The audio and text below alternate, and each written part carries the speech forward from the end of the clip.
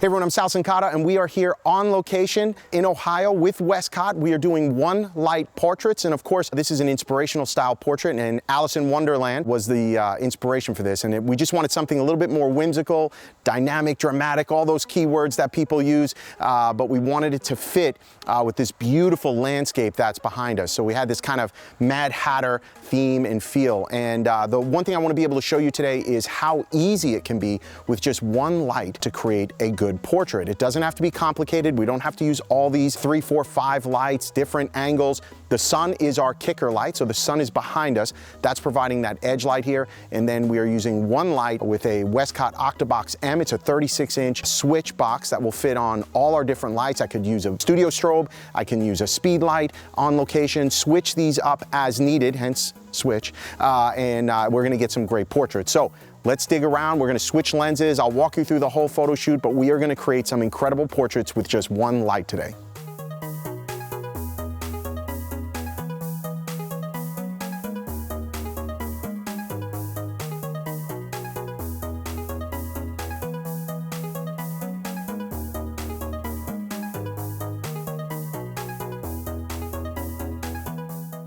All right, so let's talk about equipment on this first shot. I used my 7200.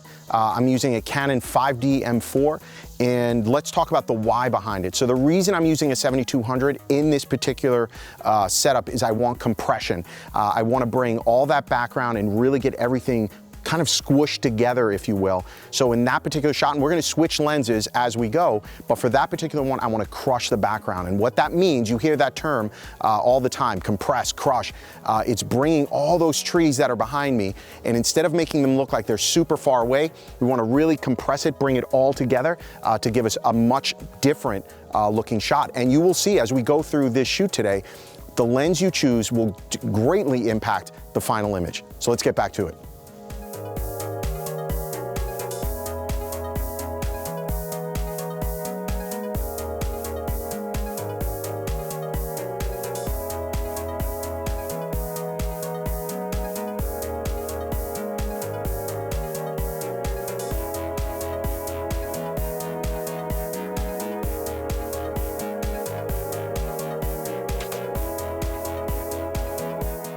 All right, so for this shot, we used a 50mm. Now, we did a couple of different things here. I shot at 2.8 and 1.2. So let's talk about that for a second. 2.8 because, well, I want things to actually be in focus. At 50mm though, I'm getting a little bit closer. I want to start exaggerating things. I want to exaggerate her features. I want to exaggerate her length. I want to exaggerate and get more of the scene in the shot. These are the creative things you have to do as a photographer, right? There's no right or wrong thing to do, but it's up to you in that final shot what you want it to look and feel like. And you're seeing my style and my workflow. I'm going to get the shot I need, I know I have to have, and then I'm going to start experimenting and trying different things. And if they suck, well, they suck, but at least I tried. Then at the very end, I went to 1.2. I wanted a super, super shallow depth of field. I wanted that background to start getting light and airy. I didn't want to see it, but I wanted it to be there as texture in the background. That's another creative decision I made.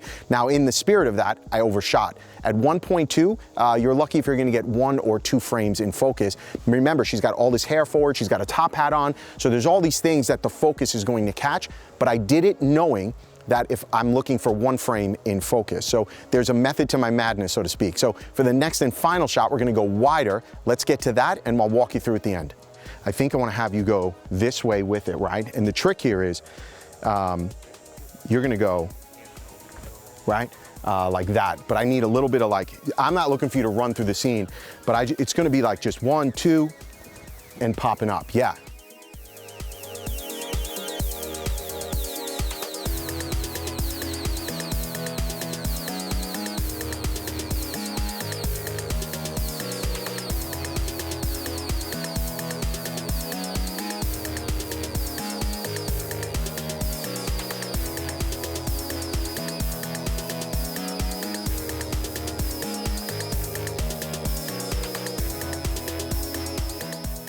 So that is a wrap, and for that last shot, we went super wide, but we did a couple of different things. So we broke a few rules. So let's start first with the wide shot, right? I wanted something wide, show this incredible landscape around us. I wanted the big trees, and Brooke was much smaller in the frame. That was by design. But then I did something that we're always taught not to do.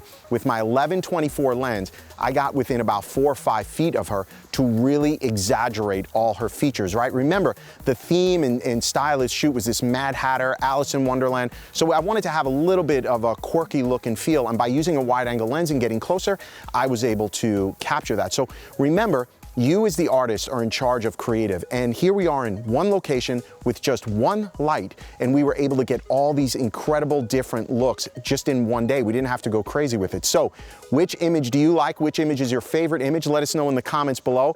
I would say if they don't like any images, don't say anything. Don't say anything. Don't say anything, just nix it. But your favorite image, let us know what it was below in the comments. Look forward to hearing from you.